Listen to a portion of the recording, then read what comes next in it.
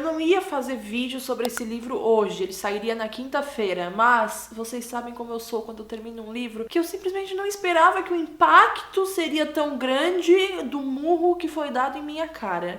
Antes de começar a falar do livro, eu já quero avisar também que se você for um membro do clubinho do canal, nós vamos falar sobre este livro aqui lá na aba comunidade, já tem um post exclusivo pra vocês, pra gente debater um pouco mais, com spoilers, então vocês podem me perguntar o que aconteceu, podem perguntar o que vocês quiserem, lá eu vou responder e a gente vai ter essa conversa mais intimista. Se você não sabe como se tornar um membro do clubinho, aqui embaixo tem uma caixa escrito Seja um Membro, e clicando ali você tem algumas recompensas e ajuda bastante o meu trabalho, e também tem o link na descrição. Olá, beldades! Hoje eu vou conversar com vocês um pouquinho sobre O Tatuador de Auschwitz. Ele é um livro que eu acabei de ler, eu literalmente terminei as últimas páginas agora, me arrumei e vim gravar. Esse livro é baseado na história do Lael, ou Leili, eu não sei como vocês falam, mas eu acho que se pronuncia Lael. Lael é um cara que nasceu na Eslováquia e aos 18 anos ele foi contratado pelo exército alemão, nazista, né, alemão, a trabalhar nos campos de concentração. Basicamente, o nazismo estava começando já a tomar ali as partes da Eslováquia e, como ele era judeu, né, de família judia, ele sabia que talvez ali em algum momento do futuro ele tivesse que ir para os campos de trabalho, como os alemães chamavam. E em certo momento, em 1942, ele recebeu uma carta, a família dele recebeu uma carta falando que ou alguém com 18 anos ou mais precisaria se alistar para entrar lá, né, nos campos de trabalho, ou os alemães levariam a família inteira para esses campos. Para proteger o irmão dele de ir, porque o irmão dele, apesar de ser mais velho, já era casado, tinha filho e ele não queria comprometer o irmão dele, ele falou que iria no lugar, é basicamente o que a Katniss fez com a Prim, falando agora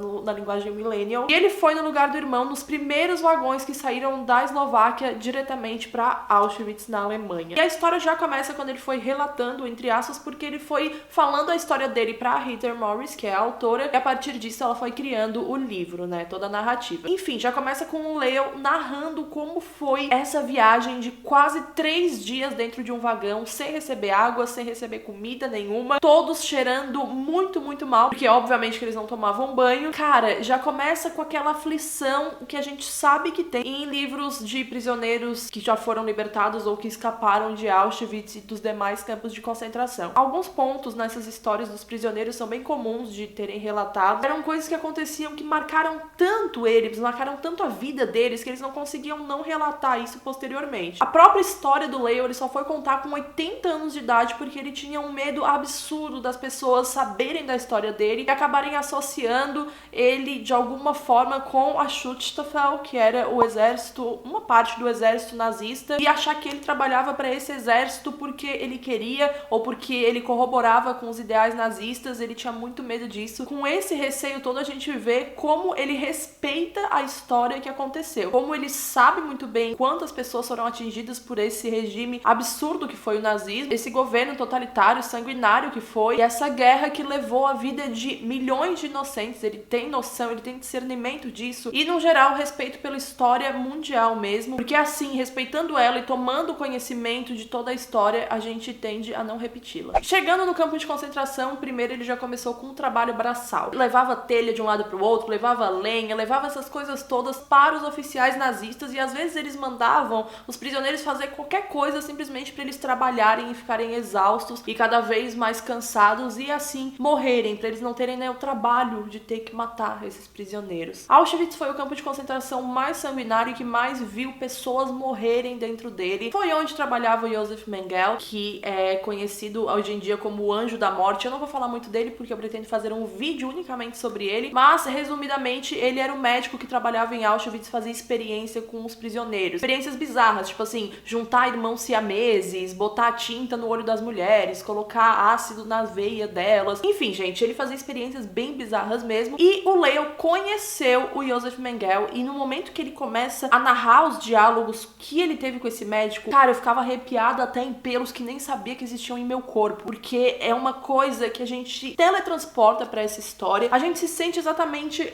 no mesmo ambiente que ele, não necessariamente sendo o prisioneiro ou nazista ou qualquer pessoa assim, mas sim uma pessoa onipresente àquela situação, àquele momento. E cara, quando eu leio livros não ficção, principalmente os que estão ligados assim à Segunda Guerra, ao Holocausto, esse sentimento perpetua e ele fica cada vez maior ao longo da leitura, e com esse livro não foi diferente. Eu me senti de novo no campo de concentração que eu visitei na Alemanha, porque é muito difícil difícil até hoje ler esses relatos dessas pessoas que passaram por tudo o que o Leo passou. Olha que o Leo foi até uma pessoa sortuda, óbvio que essa não é a palavra, né, que eu deveria colocar, mas teve sorte em relação a outros prisioneiros, porque como depois de um tempo ele foi contratado para ser o tatuador dos outros prisioneiros, ele tinha algumas regalias, tipo ter um quarto só pra ele comia de boa, ainda era tratado como um prisioneiro dos nazistas, ainda era tratado como um verme, mas ele tinha regalias que, obviamente, os outros prisioneiros não tinham. A partir dessas regalias, a partir desses privilégios que ele tinha, ele tentou ajudar, de alguma forma ou de outra, os outros prisioneiros. Ele ficava pensando o tempo inteiro que se ele salvasse uma vida ali, já valeria como 1000, como 1 milhão, e é exatamente isso. Exemplo disso é o que ele fazia com joias e pertences de judeus que foram deixados de lado, ou que já tinham sido mortos. Ele pegava essas joias e trocava ou vendia por comida. Então, quanto mais comida ele tinha, mais comida ele levava para alguns prisioneiros e, obviamente, ele levava essas comidas escondido. Se ele fosse pego, com toda certeza ele seria enforcado na manhã seguinte. Ele nunca foi pego, ainda bem, mas ele foi bem corajoso de tomar essas atitudes. A história se passa ao redor da vida do Leo no campo de concentração, mas ela conta bem mais sobre a história de vida e de amor dele e da Dita. A Dita, ou a Gita, foi uma prisioneira que chamou muita atenção do Leo quando ele estava exercendo a função dele de tatuar os braços dos demais prisioneiros. Logo que ela chegou, ele imediatamente olhou pra ela, olhou para aqueles olhos castanhos maravilhosos, de acordo com ele, e sentiu coisas que ele nunca tinha sentido na vida inteira. Segundo ele se apaixonou naquele momento, foi amor à primeira vista, e ao longo do livro a gente vai vendo como ele foi tentando se aproximar dela e como ele foi criando essa relação que não fosse somente de amizade, mas ao mesmo tempo ele precisava esconder de todo mundo. É uma coisa tão bizarra, um amor nascendo num lugar sombrio, num lugar que não tem alma nenhuma. A partir do momento que a gente vai percebendo que talvez um sentimento tão bonito pode sim nascer num lugar horrível como um campo de concentração, a gente acaba entendendo um pouco mais dessa positividade que o Leo tem. Ele tem uma positividade,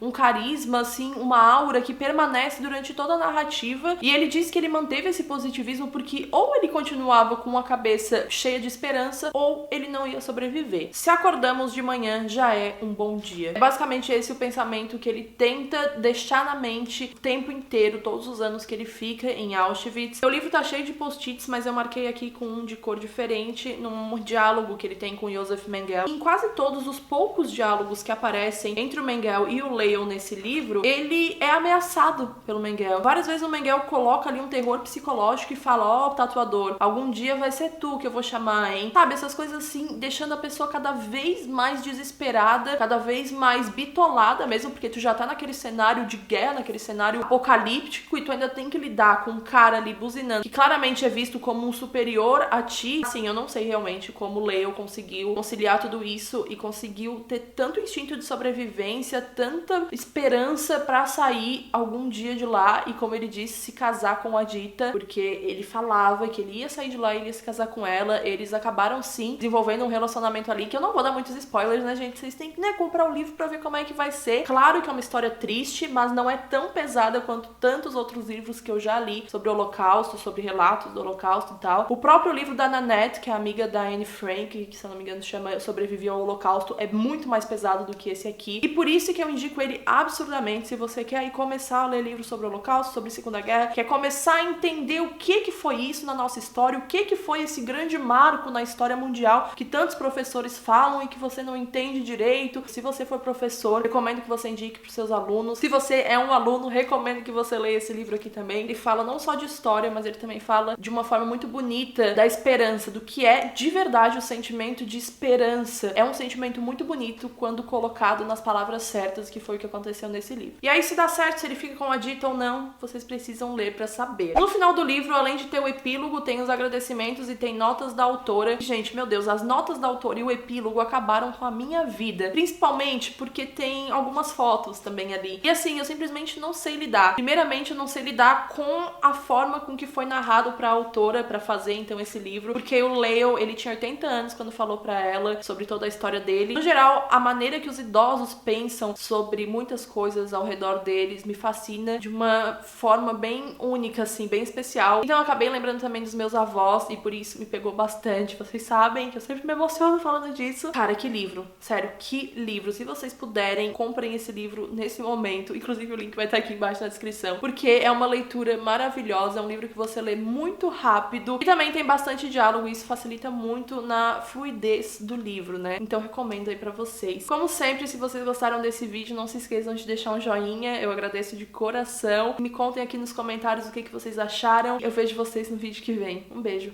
tchau!